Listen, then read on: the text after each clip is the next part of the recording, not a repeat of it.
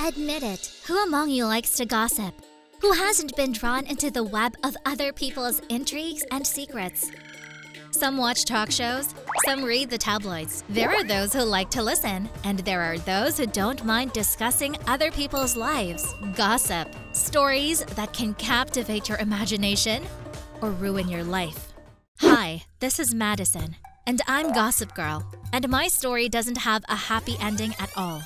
Subscribe to the channel and give me a like, and I'll tell you what I did, and why you shouldn't make the same mistakes I did. I love rumors. But don't get the wrong idea. I didn't trash anyone. It's just curiosity, that's all.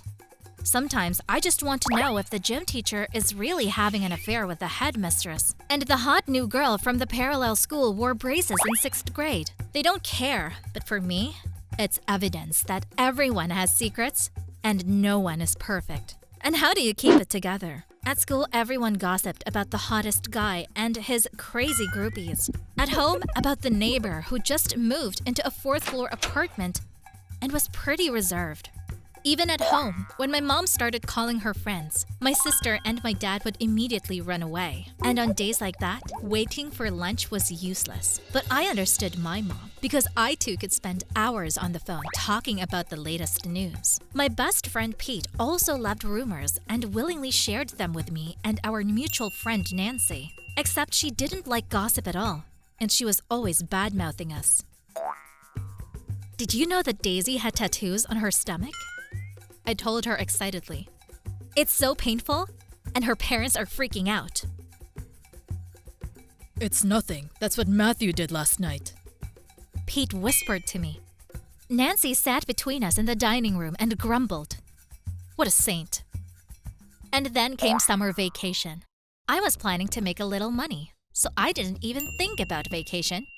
Last year, I had already taken a few shifts at a movie theater near my home. Selling tickets at the box office is not difficult, and I could go often to night sessions for free. The administrator was happy with my work, so we agreed that this year I would work for them.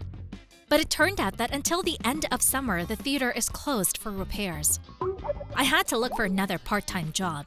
And then, on the internet, I came across an ad. The local radio station was looking for new presenters. They needed fresh voices and progressive thoughts.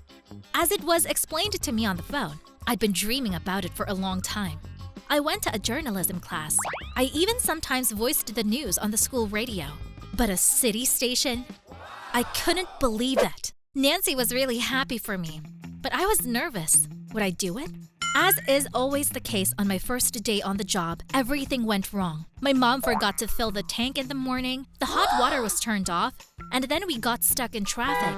But eventually, we managed to get to the radio station office, albeit late. The room was very bright and spacious. I couldn't believe I was going to work here.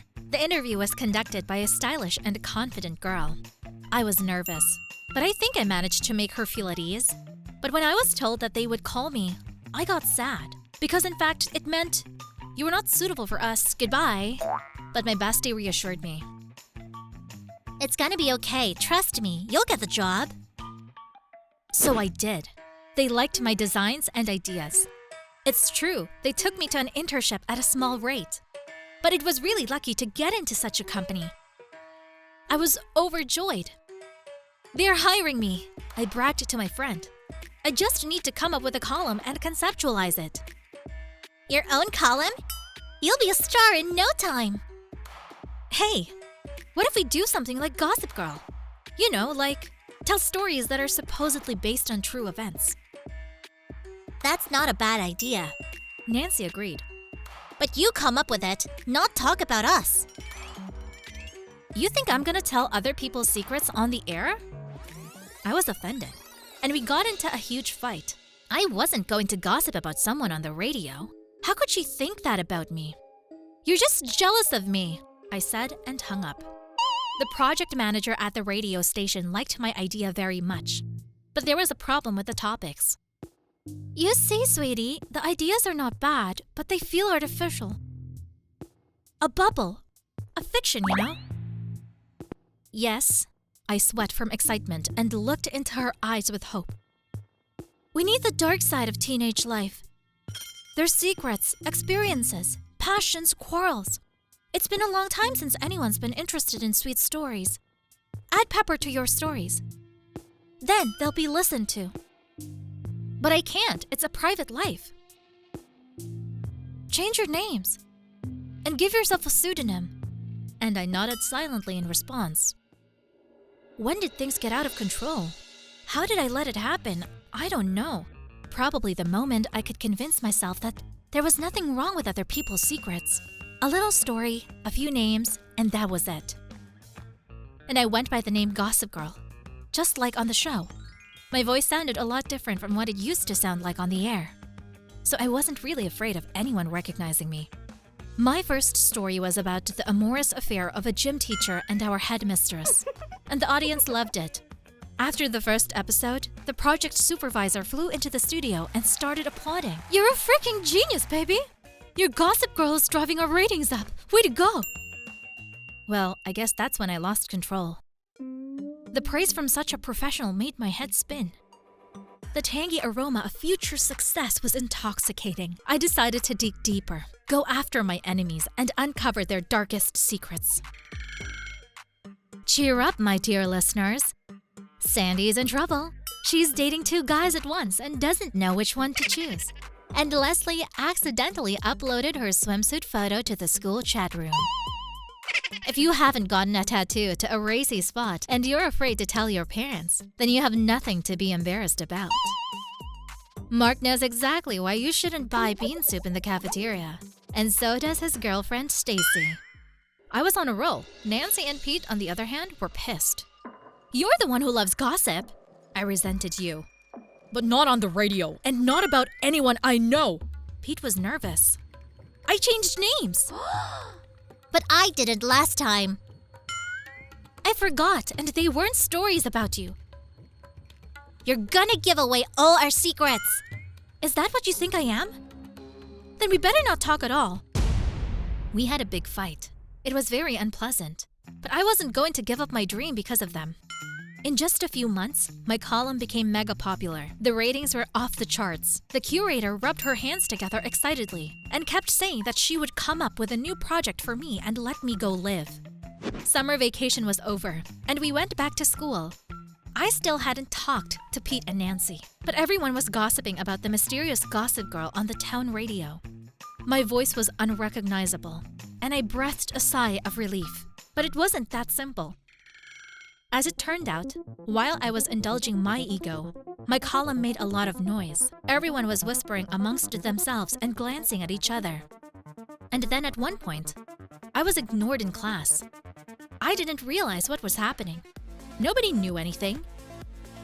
Except Pete and Nancy. I guess they must have told everyone it was me. But why? Why? Why? So, with anger boiling over, I decided to get revenge. I told a story on the radio about Nancy getting pustules on her face before a date with a high school boy. But she was so embarrassed, she didn't dare cancel. And the offended boy waited for 2 hours for her at the cafe. And Pete was so overexcited at karaoke that his stomach twisted and had to run to the women's restroom because in the men's was a queue. In telling these secrets, I changed the names. But it didn't save the conflict. Nancy and Pete were furious at what I've done. Turns out no one had turned me in. And the rumor that I was Gossip Girl had been spread by a classmate, just so they wouldn't think it was her. A few days later, I was hit with a real blow. An article appeared in the school chat room with my picture and the story that Madison, that's me, was the Gossip Girl. The author of the article turned out to be the project supervisor at the radio station. I don't know why she did it. Maybe she was jealous of my success? But my life was a living hell. I gossiped not only about the students, but also about the teachers. I even accused one of them of inflating the grades of my favorites. Now that's all out in the open. Our school is under scrutiny. I've been fired from the radio station. I'm a real pariah at school. Nobody wants to talk to me. Everyone hates me. I don't know why I did what I did. Fame blinded me, and I couldn't stop myself. What would you do to be popular? Write. Let's discuss in the comments.